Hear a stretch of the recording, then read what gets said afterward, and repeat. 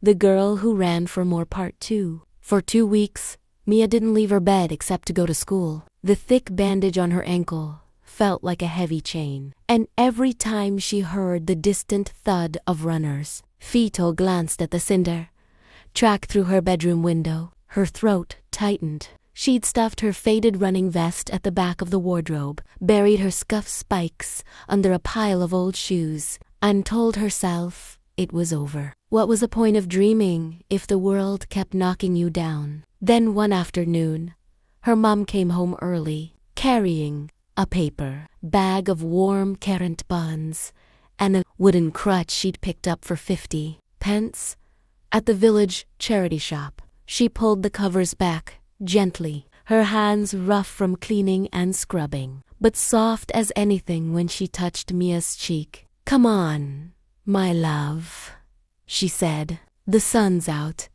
and that old apple tree you like so much, it's still standing, isn't it? Trees don't stop growing just 'cause the wind blows a bit hard." Mia let her help her up, and they hobbled slowly down the lane to the orchard. Early spring air bit at their cheeks, the bare branches of the apple trees standing sharp against a pale blue sky, the snow-capped peaks of the Lake District glinting in the distance. Mia leant on her crutch, tracing the worn carving on the gnarled bark with her finger. Great oaks from little acorns grow. "The race is in 4 weeks, Mom," she whispered, tears stinging her eyes. "The doctor said I can't even run properly for another month. I've missed everything." Her mom sat down on the grass beside her, brushing dirt off her skirt. "Who said you have to stop being an athlete just 'cause you can't run right now? Being strong isn't only about your legs,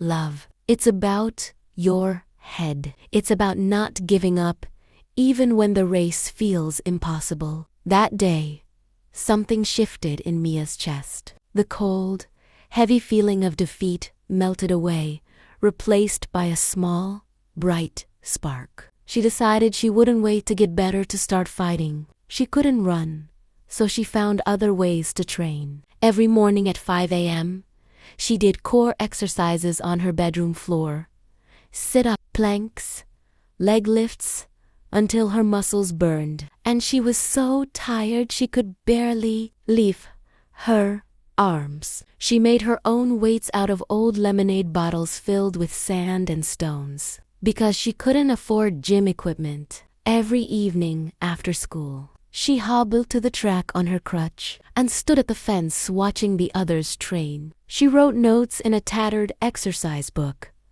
Lift knees higher. Breathe in for 4 steps. Out for 4. Don't look at the people beside you.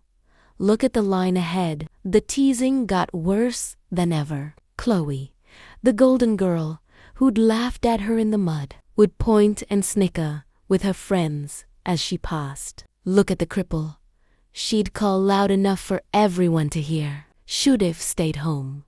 Loser, you're never gonna run again. Even Mr. Harris, the coach, stopped beside her one afternoon, his voice soft but still full of that same old pity. "Mia, I know you love this, but you've been out for months. You're not match fit. Why waste your time standing here in the cold?" Mia lifted her chin, and for the first time, she didn't look away. "Because I'm not done yet, sir." Slowly, painfully, the weeks slipped by. Then came the news she'd been secretly praying for. The county championships had been postponed by 4 weeks due to heavy snow damaging the course. Suddenly, she had the time she needed. When the doctor finally gave her the all-clear to start light training, her first run was only 200 meters. Her ankle ached,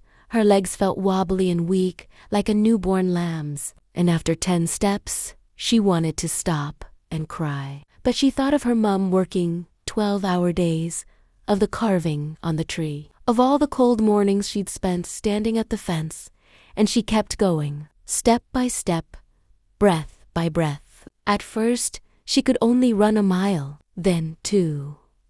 Then She was tackling the steep hill repeats behind her house, faster and stronger than she'd ever been before. The injury hadn't broken her.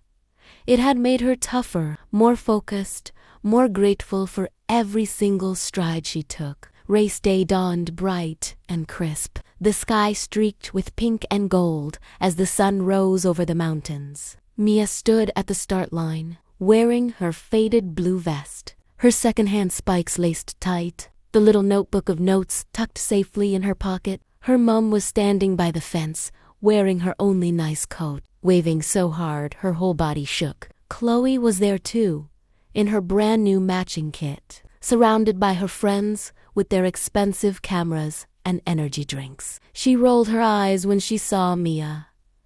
Bet you come last again. Bet you fall over. Mia didn't answer. She closed her eyes for a second and let every bad word, every laugh, every hurt, every tired morning wash through her and turn into fuel. The gun cracked. The race started fast, just like she knew it would. Chloe shot ahead immediately, her group pulling far in front, their steps light and confident. Mia hung back, keeping her own steady rhythm, calm, in control, just like she'd practiced 100 times. Her ankle didn't hurt. Her legs felt light, as if they remembered exactly what to do. By the second lap, the girls at the front were starting to tire. Their breathing grew heavy, their steps slowed, their faces flushed red with effort.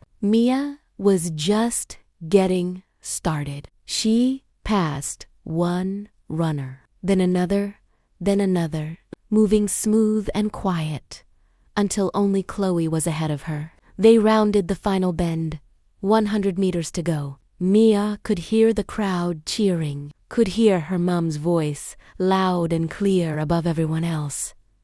Go on, love. That's my girl. Chloe glanced back, saw Mia gaining on her, and panicked. She pushed harder, but her legs were spent, her energy gone. Mia dug deep, every muscle screaming, and flew past her like she was standing still. She crossed the finish line first. For a second there was silence. Then the crowd erupted. Mr. Harris was clapping so hard his hands turned red. His face split into a grin he didn't even try to hide. Chloe stood staring, red-faced and furious, but Mia didn't even look at her. She ran straight to the fence, into her mom's arms, both of them crying happy tears that froze on their cheeks in the cold air. They placed the gold medal around her neck and announced her name as the new county champion. But as Mia held the gold medal in her hand, she knew the real prize wasn't the medal or the trophy or even the scholarship offer that came a week later. It was knowing that no matter how little you have, no matter how many times people laugh at you, no matter how many times you fall, get hurt, or feel like giving up, you are stronger than all of it. Motivation isn't a magic feeling that only lucky people have. It's a choice you make every single day to get back up, to keep going, and to never, ever let anyone tell you what you can't do. That night, as she walked home with her mom, the sunset painting the mountains pink and orange, Mia smiled. She wasn't just the girl who ran. She was the girl who never stopped,